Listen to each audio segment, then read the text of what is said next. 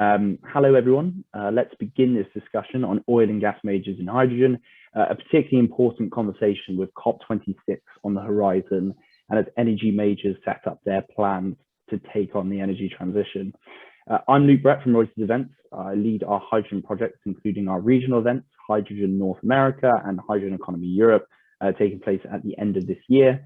Please get in touch if you would like to learn more. There are over 1,000 of you signed up today, so looking forward to this discussion and seeing your comments and questions. Please use the Zoom boxes to get those questions in, use the Q&A box, and our moderator, Simon, can get through as many questions as possible. We are recording this discussion, and I'll send you the recording within a week. The format for this is Simon Ellis, Head of Global Gas Analytics at ICIS, will give an introduction. Then our panelists will also introduce themselves and get into the questions. So with that, Simon, I will hand over to you to progress. Thank you, Luke, and thanks to everyone for joining us today. If hydrogen is to emerge as a true energy vector into a decarbonised world, it is difficult to see how it can succeed without the technical capability and capital budgets of the world's largest energy companies. The engagement of energy incumbents in hydrogen has also attracted criticism, prioritising extension of existing assets lifetimes over investments in alternative decarbonisation pathways. But does this perspective centred around legacy assets limit our understanding of the nature of the energy major in an era of energy transition? In fact, the majors play a number of roles which could be vitally important for hydrogen, namely funneling investment into technological innovation, sponsoring major capital projects, and supporting market formation initiatives to stimulate demand for new technologies. But challenges inevitably remain. Without a settled policy framework, can the majors invest on their traditional multi-decade timeframes? Will an initially regulated and localized hydrogen market generate the traditionally high returns that the majors are used to? So to enable a discussion that hopefully challenges existing viewpoints, we've assembled an excellent panel with not only expert technical knowledge, but a wealth of experience at their respective companies over the past 2 decades.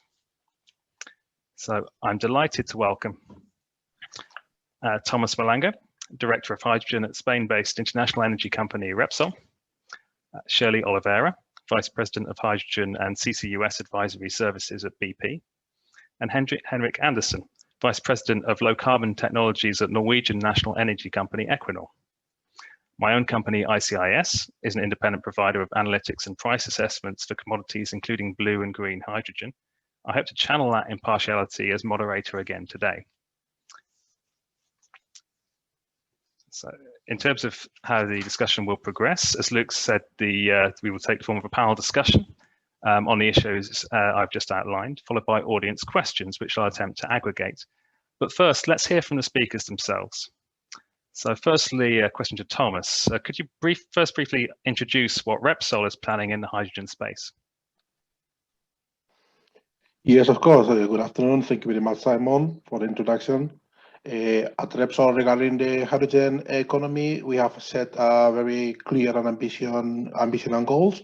We are going to produce 0.45 gigawatts of hydrogen by 2025 and 1.9 gigawatts by 2030. We are going to establish our activities throughout all the value chain, and this is one of the pillars of our energy transition program, including also for sure circularity, energy efficiency, and renewable power generation. Therefore, hydrogen is a very key activity for us. We are deploying the projects at this moment here in Spain, starting with some industrial activities, also including some technology activities, because we believe that the final solution is not yet in place, and we need to do some work to be done regarding hydrogen carriers and other alternative hydrogen production systems.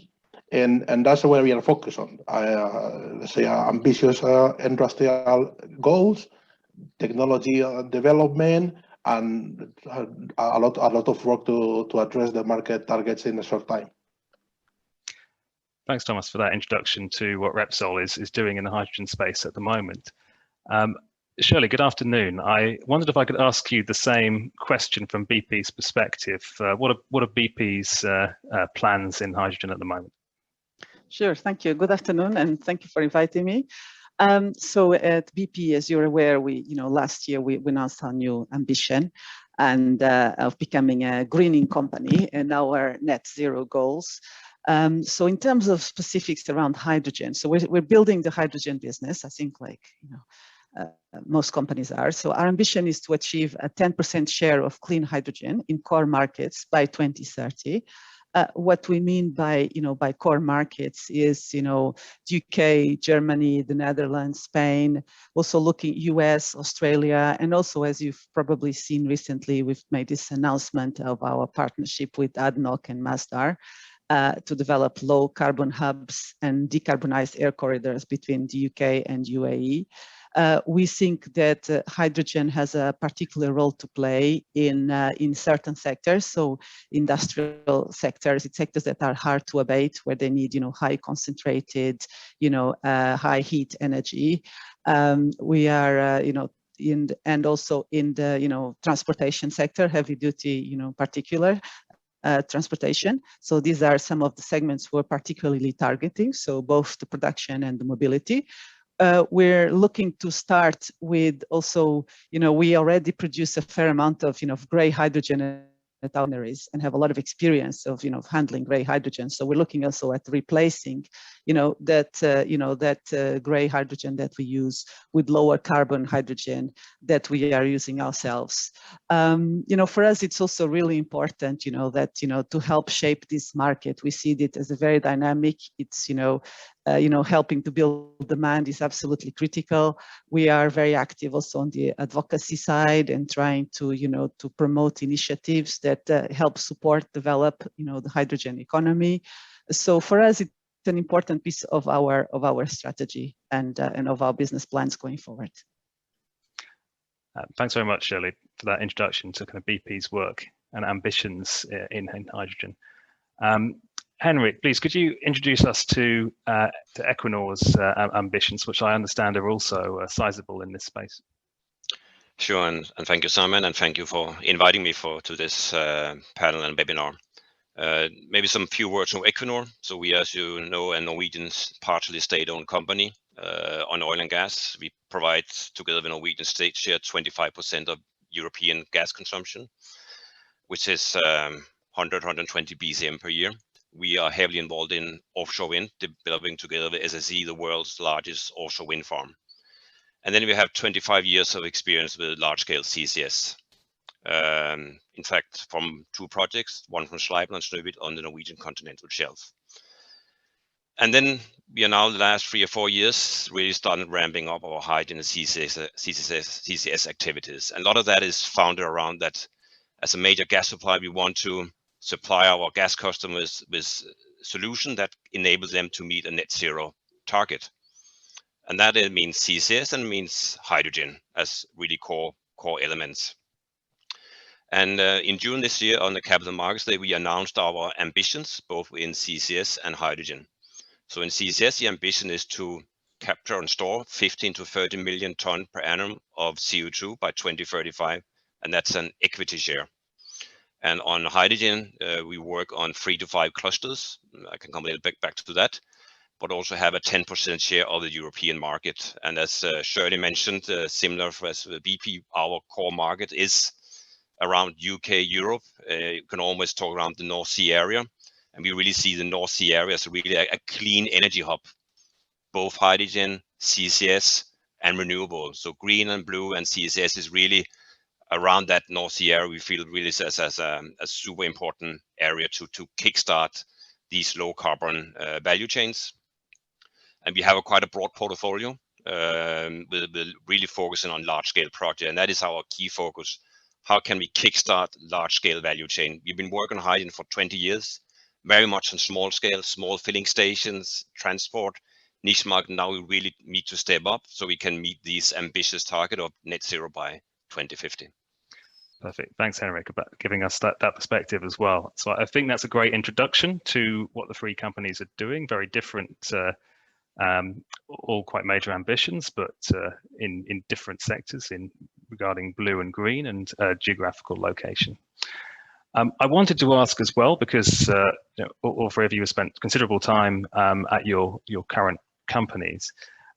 What is the perception, or how is hydrogen perceived among the decarbonisation options for your company? Is it seen as having a particularly privileged role because of the continuity perhaps of assets and business models?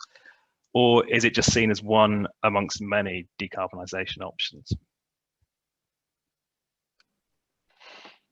Well, Oh, I will take that. go? Okay. Sorry. You go ahead. Thank you, Henrik.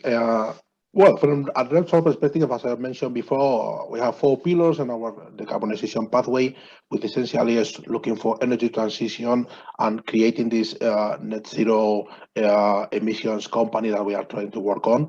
One is the power generation. We are creating we are the 4th company nowadays in energy supply in Spain, and the main in renewables. After we are second in renewables. The second is hydrogen. Hydrogen is the extension, as Shirley has mentioned. We are trying to go deeper in the decarbonization, and not only doing by electricity, but also going to the hard-to-abate sectors. And there, hydrogen is going to play a main role, and also hydrogen carriers. And the third pillar is how we're going to include circularity in our activities. It's also something that we are doing a great bet. And finally, energy efficiency regarding our current activities to reduce our carbon footprint. So hydrogen is clear a relevant activity in our strategy. We have clear goals that I have mentioned before, but it's not only the only solution. We think that the solution is coming for a combination of different tools, and these tools have to be in some kind of competition sometimes. But yes, it's a privilege, but it's not only about hydrogen, but it's about how we can reduce this carbon footprint up to net zero. Yeah, and Thomas, I think I'm right in saying that Repsol has ruled out new fossil fuel investments to focus on these 4. Is that correct? Yes, we are doing up to 30% of our investment nowadays in renewables, and which is a significant amount of our capital allocated on these businesses. So yes, it's a big bet for us. Perfect. And Henrik, sorry, from your perspective, the role, the perception of hydrogen, is it absolutely crucial for Equinor, or is it just one of several options? I've been working in this area for 25 years, and I must admit, in the early 2000s, I would not say CCUS was a career mover in oil and gas. We were probably doing this because, yeah, to show we are doing something. But I think the last 3 or 4 years, as I would say, we have really seen a tremendous change in the thinking around these solutions, and really, it's much more embedded in our culture, in our strategy. It's part of one of our key pillars, strategic pillars in moving forward the companies in the next 20, 30 years towards net zero. So I think really a major change, similar to Repsol, a lot of focus on reducing emissions in our own operations, but equally also in what we call the scope 3 at our customers. And also at the capital market, we announced how much we would spend on renewable and low carbon, and that was 50% or 50 billion pounds or dollars of our investment by 2035. So that is the ambition. So it's quite significant what we want to put behind this, and we really see this as something where we can contribute because of competence and skills. It's large projects, integrated projects, and also the market dimension that we have, because we are out in the market today with our natural gas products, and the future is really hydrogen. So I think really that is now really embedded into our culture. Perfect. Yeah, and if I can go next, Simon. Yeah, I think for BP, similar to what Henrik and Thomas have already said. So we are really, we're pivoting from being this international oil company into an integrated energy company. So it means that there are a number of low carbon businesses that we are growing, which includes hydrogen and CCUS. We have some significant projects in that area. But also alongside, we're very invested in wind, in solar and biofuels. And what we think is there are niche applications for each one of these different, businesses. But we do think that hydrogen is really important, and we are very, very excited about the role it can play in specific sectors. But we are realistic that it's going to take time. I mean, I think Henrik said, we've all been, we've had hydrogen refueling stations. We've done lots of things on hydrogen over the years. But at the moment, there's this momentum, that, you know, in relation to hydrogen, because there's this recognition that we have such a large challenge, you know, to help the world, you know, reach net zero, that, you know, we have to use, you know, we have to look for all different options and opportunities to, you know, that enable us to reach that goal. And we see hydrogen being really pivotal on that. And we are, you know, we feel that, you know, we've got this skill set, you know, of, you know, similar to what Henrik said, in the sense of, you know, large projects, integration. I think we're very familiar with setting up new businesses in remote locations, where you have to build, you know, a supply chain from zero. You know, I worked in places like Angola and Azerbaijan, where you have to create a supply chain, a local supply chain. So very used to being able to do that. You also have to, you know, help with skills development in those particular, you know, we've done the same also here in the UK at the beginning of the oil and gas industry, you know, help with the skills development. And I think we've got this ability to, you know, many of the skills we have, you know, as I mentioned earlier, you know, are transferable. So we're used to handling, you know, hydrogen. Yes, we're looking at, you know, you know, we've got this engineering capability. We have got, you know, a lot of experience at technology integration, which I think really, you know, play to our strengths in terms of, you know, being able to have a significant role in the development of, you know, of the hydrogen market and the economy. So it's exciting times for us, you know, but there's you know, a road that needs to be traveled, and but it's important, you know, for BP. Yeah, absolutely. That's a really interesting perspective from the three of you on where hydrogen currently sits. And let's go back to, you know, Shirley mentioned the road that needs to be travelled. You know, I know that a number of stops on that road, or perhaps a number of roadblocks, come from perhaps lack of policy clarity at the moment. I mean, the assumption is that oil and gas majors tend to invest on a sort of 10, 20-year horizon into new assets.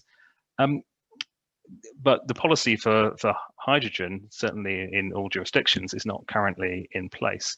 What needs to move on the kind of policy map before you can really start to make the sort of major investments in hydrogen and deploy those sort of multi-billions that Henrik, you were mentioning for Equinor in this space? What do governments need to do to unlock that? And maybe Henrik, you could address that first. I think it's a set of different actions, everything from regulatory actions, like what kind of quality, what kind of certificate, CO2 footprint do we have on the products when we are delivering it, to what we call the business model or the frame conditions on delivering. And I think it's important to say value chain. Of course, I feel there's a lot of focus on production only, but we need to. It's a value chain we try to develop, and it's a new market. We have a hydrogen market, but that's a traditional chemical market. And hydrogen market we talk about is really transforming the energy sector from using fossil into using hydrogen, and that's new hydrogen development. So we're talking about production, transport, maybe storage, and end use. These building blocks need to fit together, and we need business model that covers that, and also handling the risks in different parts of the value chain.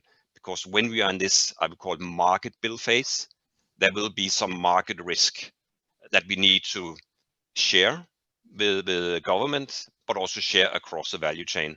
And that needs to be the same. I think, and that's a little bit the complexity to make all these individual business model work together in a concise way.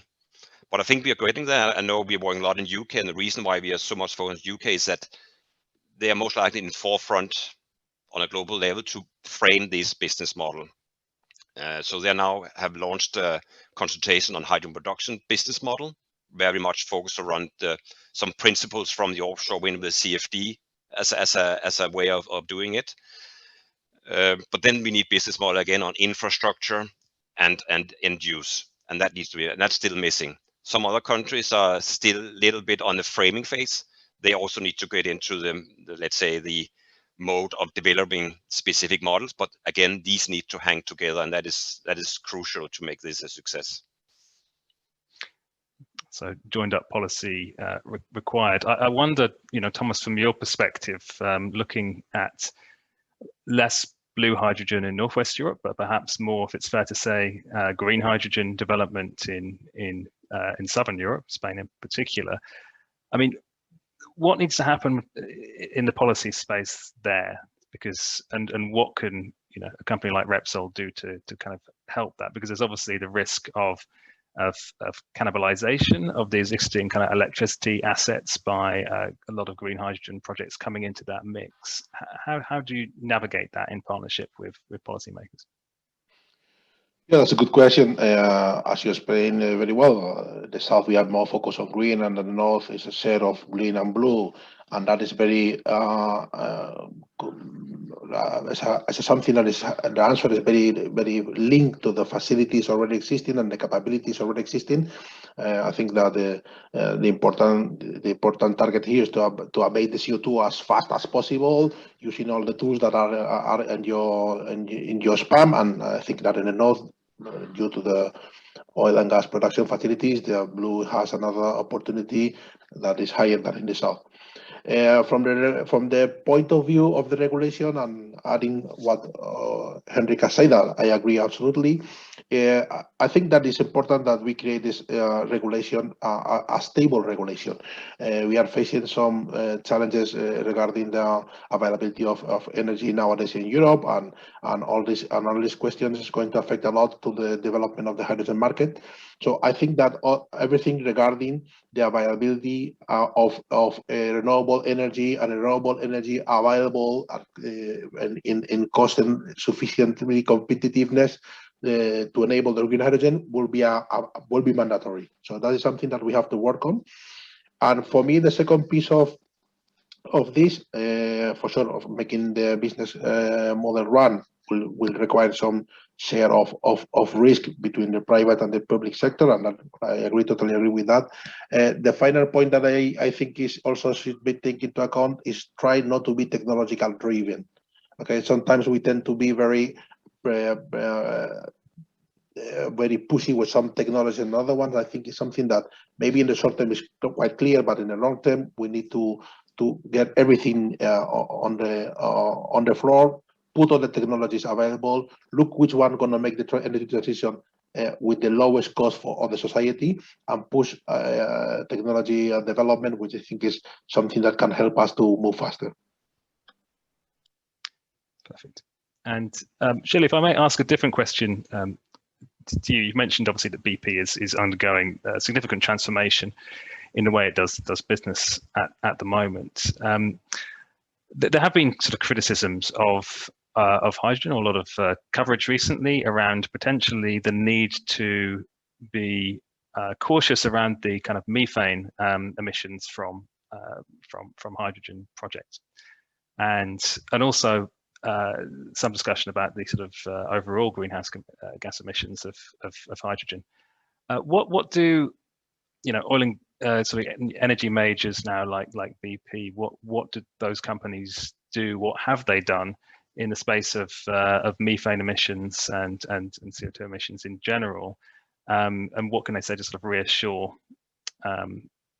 stakeholders that hydrogen can be made a clean energy source for the future? No, thank you, Simon, for this question. And yes, we are aware, and we're very aware in BP that this is a, an issue and a concern in relation to when we talk about low carbon hydrogen, that there is this concern about the methane leakage, and is this low carbon hydrogen similar to just why are we going down the route of producing low carbon hydrogen when we can just burn the natural gas directly, and etc. So we recognize this is an issue. I think that's one of the reasons why in BP we have been very proactive and very vocal about our our aims in relation to methane. So we have said that we aim to install so our aim for, as part of our new strategy Refresh, is to install methane measurements at all our existing major oil and gas processing sites by 2023. So very important to have actual measurements. We think it's important. We're doing that in our facilities. Of course, encourage others to do the same. So we have actual, data. We will publish that data, and then we will drive a 50% reduction in the methane intensity of our operations. So very active in terms of what we're doing with our own operations. But we recognize that this, it may not be sufficient from a sort of a hydrogen perspective, because it depends where you source your gas from. So, we're also members of the Oil and Gas Climate Initiative, so OGCI, and we're trying to, we've announced a collective average methane intensity target of 0.25% by 2025 across the member companies, aggregate upstream operations. So, and they have already met their targets in 2019 in the reporting. So we are not just working, to decrease the amount of methane leakage in operations, we're also working with others. And I think, one thing that, also of note, this, this announcement we made with the ADNOC, about the ADNOC partnership to develop low carbon hydrogen solutions, we also have an agreement to look at methane. So it is something we recognize that it needs to be, it needs to be worked in cooperation across the industry. And, but also the other thing is, I think the technology that is used, so there's the methane side, but then there's also the technology that is used, to capture the CO2 for blue hydrogen. And that has evolved dramatically. You can have 95% CO2 capture rate. So there's been a big evolution there. So working about, the natural gas feedstock, methane leakage, super important. Then technology that is being used as well is very important. High capture rates, lower use of energy in the processing. So we think all of these things mean that, we have confidence that, that blue hydrogen has an important role to play. And as Tomas said, the size of the challenge is so important, is so large to get the world to net zero that, we need to look at all different technologies and make sure that they enable us to get there. And, Thank you, Shirley, for that detailed answer on methane. I wonder, it's fair to say, I think, on the Q&A and the chat that methane emissions from hydrogen are trending, both in terms of the technological solutions for monitoring and in terms of some of the recent kind of headlines in this space as well. I mean, Henrik, do you have a view on the methane emissions aspect of hydrogen relative to other sort of decarbonisation vectors? Yeah, I would say I'm much agree with Shirley, and we are both also the Repsol involved in this ODCI, the Oil and Gas Climate Initiative, where we really drive both our targets, moving, let's say, pledge to reduce our methane emission in our own operation. And these companies, we are covering 28% of the global oil and gas production. So we are quite big, and through that we show leadership. And we're also involved in technology development and innovation and implementation of new things that is part of driving this down. And I am a true believer of yes, there are issues around upstream emission, both methane and CO2, but there are solutions for that today. The technology exists. So it's about implementing it. And I'm quite confident that, like in Norway, you have extremely low emissions. So we have strong regulation and a lot of reporting, and we have technology and using it. We have our company targets. So they are extremely low. They are about 0.0203. So quite low. And I believe it's possible for let's say other companies or other areas to arrive to same level. So the technology is there. I think that is super important. And that is super important for blue hydrogen, because when you're doing blue hydrogen, or when you're not just burning natural gas, the burning of the gas is the biggest contributor to CO2. The upstream emission is quite low. But when we're reducing that by converting to blue hydrogen and capturing 95%, that part certainly becomes the smallest, and the upstream emission becomes the biggest part. So it's clearly that we really need to focus on that, what we call scope 1 emissions. And I mentioned some of it. Another thing is that high efficiency of hydrogen production technology, high capture rate is also a key component of keeping these emissions low. And again, you will probably have some residual emission. Okay, then it's probably the last thing you're doing is negative emissions, DAC and other things to really come down to the net zero. So I think the toolbox is there, the technology is there. It's about implementation. Yeah, absolutely. No, thanks. I mean, I think it's a very important issue to address. I think maybe one area where the technology is not been discussed quite as much is in green hydrogen, and obviously we have at the moment green hydrogen prices look fairly expensive relative to blue.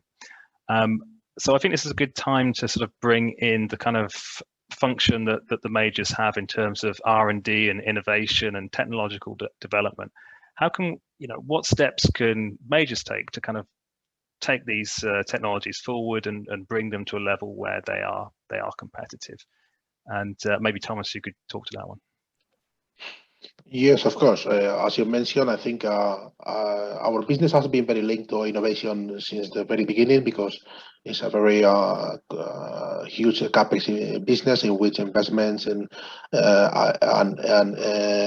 even the operation costs are driven down through innovation and through technology. If we're talking about hydrogen, for sure there is a room for improving the technology of hydrogen production.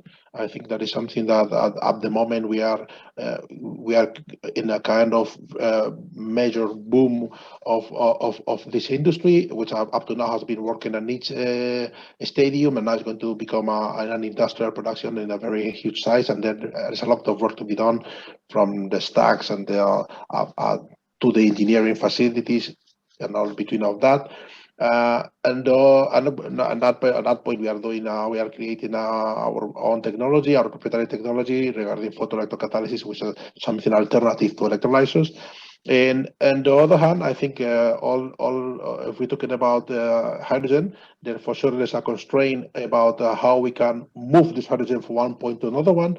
Hydrogen valleys, as Henrik has mentioned, are good places to establish this hydrogen value chain, this hydrogen economy. But at the end of the day, at some point, we'll need to transfer energy from producing points to consuming points that are not close to that point. And I think at that point, hydrogen carriers are also something very important. I think we need to create some kind of capabilities to and look for the different molecules that can transfer this hydrogen from the producing points to the consumption points, will not always will be close together. From the industrial point of view, it will be easier to get it close, but if we're talking about mobility or alternative sectors and trying to penetrate other sectors, we will need to do something on infrastructure and molecules that can even store the energy or can be used for transfer. We are doing on that point some project at our global refinery. We are going to install a demonstration plant for e-fuels. I think is a big opportunity for us to add in this decarbonization pathway out of electricity and out of hydrogen, some hydrogen carriers that will help us to go even further. Yeah, absolutely. And let me ask as well, because we've talked about some big numbers here in terms of the investment required for hydrogen and the energy transition itself. I mean, UBS has estimated that the cost of transitioning the entire global energy system to a decarbonized system by 2050 is about $150 trillion. So this is a large amount of funding. I mean, Henrik's mentioned sort of 50 billion euros, I think, from Equinor perspective over a long time frame as well. But these large capex sums are sums with which oil and gas majors are naturally relatively comfortable. But how does that investment? How do you see that investment for hydrogen specifically evolving over time? Is this going to be something where we see significant amounts, the amounts targeted by the European Commission? Can we meet those at the moment? Is there a step change at some point? How, from the perspective of your companies, does that investment scale up over time, and what enables that? And I think, Henrik, since you've mentioned the investments that Equinor is making, perhaps you could. Sure. No, what unlocks investment is that you need a business case in place when we take an FID. Quite simple. The thing you put into it, you need to have a return on that investment. So I think that is key, and it's probably bringing a little back to we need the frameworks, the economic conditions, depending on whether it's a CFD scheme or other types of let's say, supporting. That is, I think, is key. in the early development. Then we also see maybe some kind of EU ETS CO2 tax or credit is a key driver. We already seen the impact of the US Q45, where you get a tax credit for capturing and storing CO2. That is somehow motivating and stimulating companies to look into capturing CO2. We see it mainly in the ammonia industry as one example, because they have some low-hanging fruits. And I think that is an additional element that probably in the long term will be the key premises for the further market development. When the market more or less is more mature, when we are past that market build phase. So in first phase, it will be probably more subsidy intensive, but when we are, let's say, further ahead, it will be driven by CO2 tax and so on. That will unlock these investments. But it's not only in our part, it's again in the entire value chain. We need to, again, I want to stress that as really, really key. But of course, oil and gas companies, again, we have that experience in developing these large integrated and handling these capital intensive projects, probably in a bigger degree than other players in this space. So we can really lift the bigger projects. And also when we talk about green projects, I think we really have the competence and the financial muscle to lift it from the current 10, 20 megawatt scale to the hundreds and gigawatt scale. I think that's where we bring in significant skills and competence. Absolutely. And the question then to Shirley as well, regarding the way that these business models will evolve. I mean, traditionally we think of oil and gas majors as requiring quite high risk, quite high return projects. Here we're talking a lot about policy. We're often talking about hydrogen being a difficult molecule to transport, meaning some of the investment opportunities will be very localized, not even national, but maybe industrial clusters. This is somewhat different from the kind of the major multi-billion dollar projects that we've seen companies like BP being involved with before. Are you confident that hydrogen in this kind of near-term phase, where you've got policy support, will generate the kind of returns that oil and gas majors have traditionally asked for? Well, I think I think we see the hydrogen market, as Henrik mentioned, developed in different phases. So between now and 2030 is really sort of the build out of the market. And that's where the role of policy and incentives is so critical to help, scale up the market and, and more and larger projects, to be, developed and implemented. And I think what will happen is over time, this will enable, technology development, operational expertise of these larger projects, and, and demand, which is really critical, I think, demand growth. And this will lead to a very different markets, post 2030, 2035, where it is, a much more sort of, competitive market than it started with. And so we think that there is, and also when you look at, sort of the capture, we expect, hydrogen to be between 5 and 50%, 15% of global, energy demand. So that's a sizable market, it's a sizable demand, which, where we would expect, to see good opportunities. And it will be down to the companies in terms of how they, their efficiency, how they are, how they operate, how they're disciplined CapEx spend, rigorous process for reviewing, efficient operations, then to create the returns that they need. In BP Hydrogen, we have a resilient financial frame. We've got a set of firm principles and priorities. So our investment is going to be disciplined and, and governed by, by the criteria we use internally. But we do see this as, as something that is in two phases. It's not going to be, this large market tomorrow, but, there's a really great opportunity now to, to start, playing our role in it, so that when it scales up and it's an open market, we're one of the big players, which is our ambition. Perfect, thanks. And that's very, very clear answer on the kind of the way that we move from where we are now and the market formation phase, as we might call it, into the competitive market phase.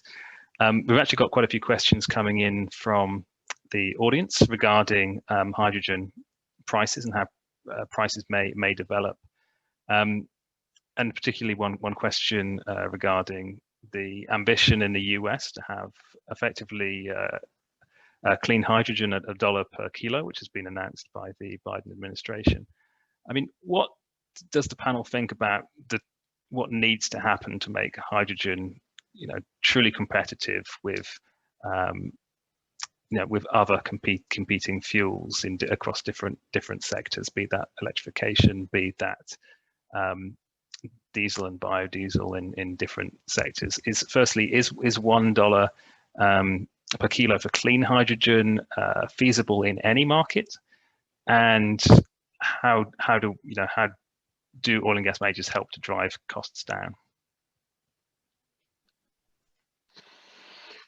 Well, I will go ahead. I think that my feeling is that if we're talking about let's say low carbon hydrogen, I will separate green and blue because it's the driving of the cost is different. If we're talking about green, essentially it's a matter of the cost of the energy, which is 70-something% of the cost of the total cost of the green hydrogen. So the question is if it is possible. It only depends on the cost of the energy. Let's say that renewable energy is promising some kind of marginal cost that can be significantly low to make hydrogen a low cost. But my feeling is that it will take time because you need to create all these capabilities right now, and all these capabilities need a huge, significant investment. Indeed, I think the deployment of the renewable system to support the green hydrogen is one of the challenges of the green hydrogen deployment itself. So for me, it's difficult to imagine how you can do this at the same time that you're decreasing the price of the product that you are trying to sell, which is the energy at the end of the day. But if you took it in the long term, maybe it could happen. So I think essentially that's the point is that. And regarding what can we do, I think Henrika explained very well. We are very used to run mega projects from the oil and gas industry. We are our capabilities regarding handling and managing hydrogen, producing big amount of energy and moving it from one side to the other side of the world is something that we are used to do, and we think that will be very critical in driving down the cost because we can, let's say, optimize the entire production infrastructure and value chain. So we can put our expertise there. And the main thing for green hydrogen to be cheap is that you need to decrease a lot the cost of the energy. For sure, in addition of that, some technology development that we have already talked about. Perfect. And actually, just a specific question, unless anybody else wants to come in on that point as well. Maybe I can just add, yeah. So I think it's very interesting and what the competitiveness of hydrogen towards other alternatives. And I think if we look at our role as Equinor, Repsol, is to provide reliable and affordable energy, but now it has to be clean. But I think hydrogen is the reliable element because offshore wind and solar is not reliable. That it will produce when the wind blows and the sun shines, but probably not when the consumer is there. And I think hydrogen brings in that reliable element in the clean, affordable, and reliable energy supply. So I think that's where it has its need. So it's the sectors where we need that, the hard to decarbonize sectors like heavy industry. It's areas where we need a lot of flexibility, like in dispatchable power. How do we, let's say, compensate when the wind doesn't blow with dispatchable electricity? That's an element. And maybe even in the heat sector where you have huge seasonal variation. And here there are not so many other alternatives. The next can be super expensive. So I think that's where you see the advantages of hydrogen in sectors that are really difficult to decarbonize.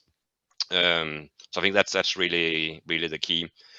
When it comes to potential cost, I think that's a little bit my concern because there are so many promises, but we need to deliver. And my concern is if we promise too much and we cannot deliver, then it will let's say backfire on us, and people will lose trust in us. So we need to be very prudent about what we are communicating, so we are not overselling what we do.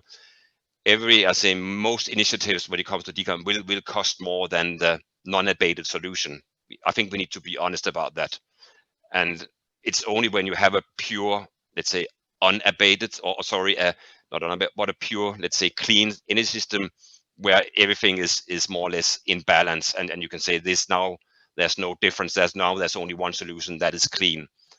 But in that period up to that, there will still be, we need to be, I think, just prudent about that. It will be, I think, a lot of the stuff we can do today is already cost competitive to other solutions. We do not have to wait for a big breakthrough in research and development. We can do it today and at scale, large scale.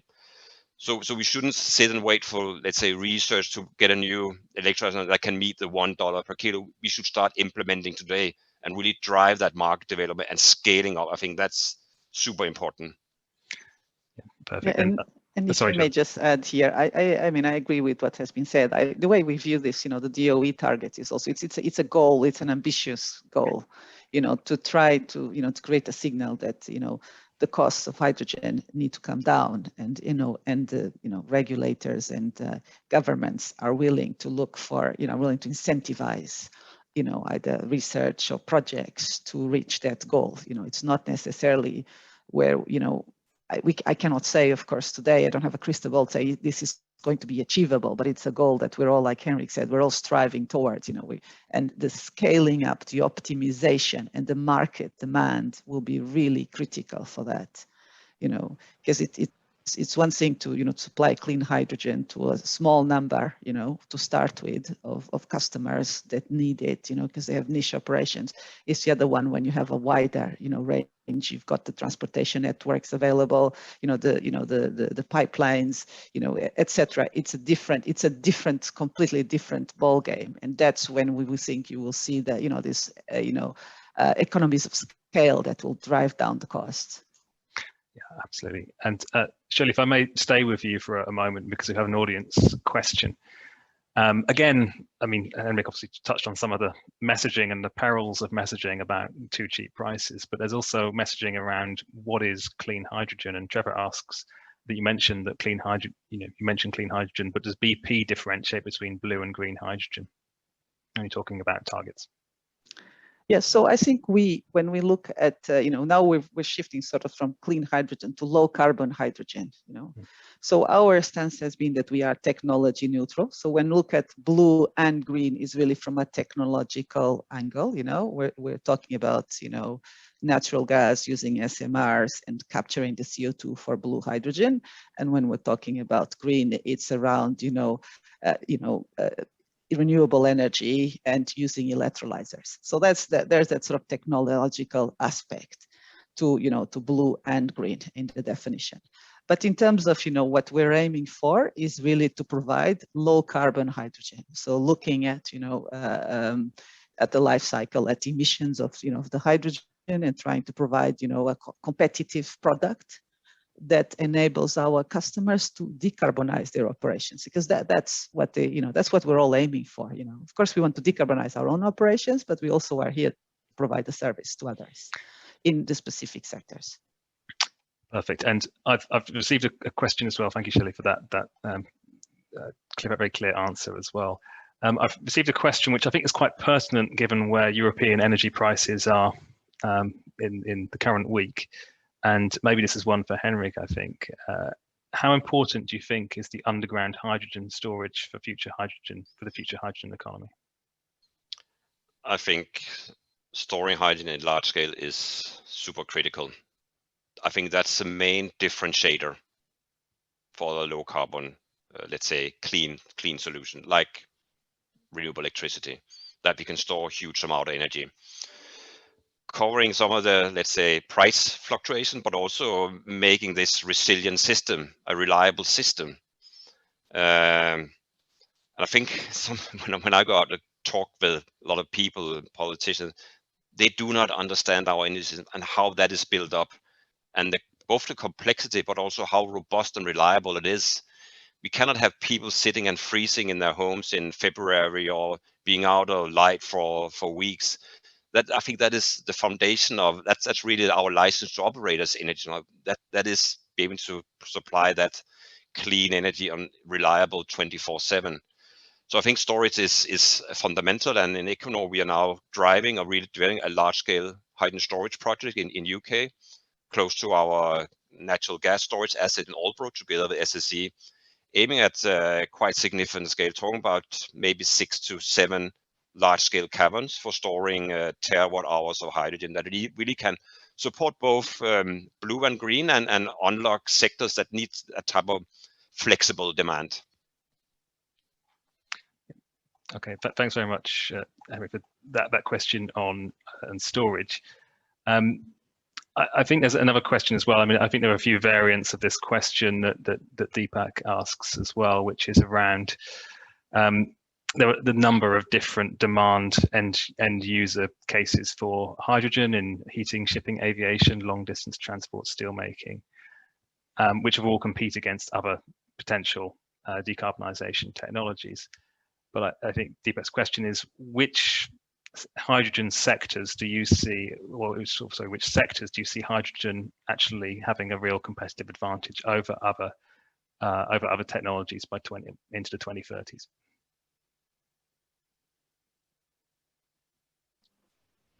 I think I touched briefly on this, and I think it's, to start with sectors that really need high heat, concentrated heat, or where, and where it's not too difficult to adapt, existing processes. They're already burning natural gas. It's not too different to adapt the processes to burn hydrogen. It's a sort of a technology, like Henrik said, a lot of this technology exists. It's a matter of the cost to convert. So it's the cost to convert from, the current, the use of using natural gas to clean hydrogen, and of course the cost of, of the provision of clean hydrogen, right? So it's a conversion for the industry, the steel, the ammonia, the cement, those that have relatively, relatively few options, I think we see that there. And also in terms of the transportation in BP, our view is mostly around sort of the, long range transportation, heavy duty trucks, because, the size of they would have to have, if you look at electrical, batteries, then, you need large amount of batteries, very heavy, long time to recharge at the moment. So we see their hydrogen being, more important. So we see that as sort of the really the sectors that are critical, because they're not so easy to, these industrial sectors, not so easy to electrify. The technology exists to convert. It's more about, the cost of conversion and the availability of, of clean hydrogen at, an affordable price. Perfect. And I think we probably have time for just one more question with 5 minutes on the clock. So I'll take this one because I think it's an interesting idea.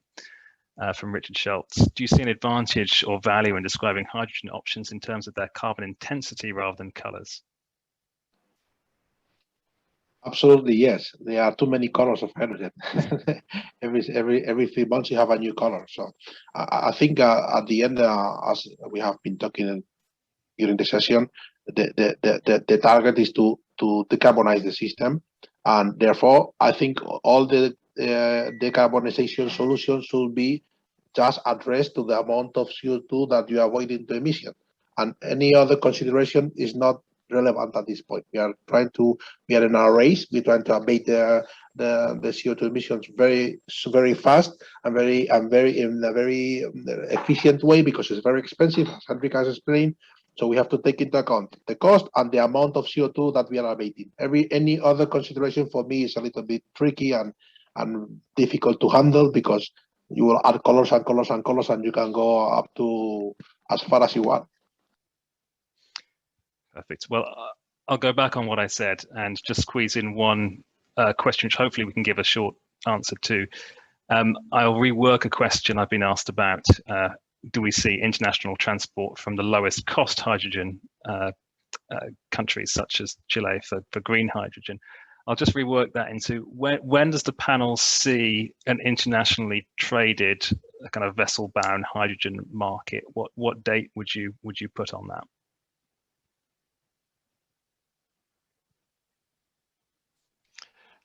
I think if I can start, I think the market development will start probably locally.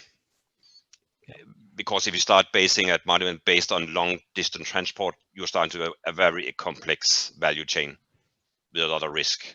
So I would imagine a lot of these first mover market build value chains will be developed locally, quite simple solutions in that perspective. And then when that model, you will start then introducing solution where we transport over long distances through liquid hydrogen or ammonia from countries like Chile, Australia, North Africa, etc., where you might have access to cheaper renewable sources. But I think this initial phase will probably be more localized coming before you're doing long distance transport. At least how I see it. Perfect. All right. Well, with a view on the clock, then I'll just very briefly summarize before handing over to Luke. I think some of the key words we've heard today from the majors in hydrogen, certainly scale has been repeated. The desire and the ambition to get hydrogen up to a scale where it really makes sense for the majors to invest, but also I think commitments that these are long-term investments, and we're hearing some long-term commitments from the majors as well. Also, a good appreciation of the issue around carbon intensity and the need to deal with methane emissions from hydrogen. And hopefully that's been an informative session and surprised some viewers from what perceptions they might have had before of the majors in hydrogen. And with that, I'll hand back to Luke to close this out. Okay, well, thank you a lot, Simon, for excellent moderation, and of course our speakers for their contribution too, and you, the audience, for also getting involved, asking questions and listening in and using the chat box. Look forward to these conversations progressing. We'll send out the recordings, so do get in touch if you have any questions or want to know more about what we at Reuters are doing in the hydrogen space. I wish you the best for the rest of your day, and thank you again for everyone for their time.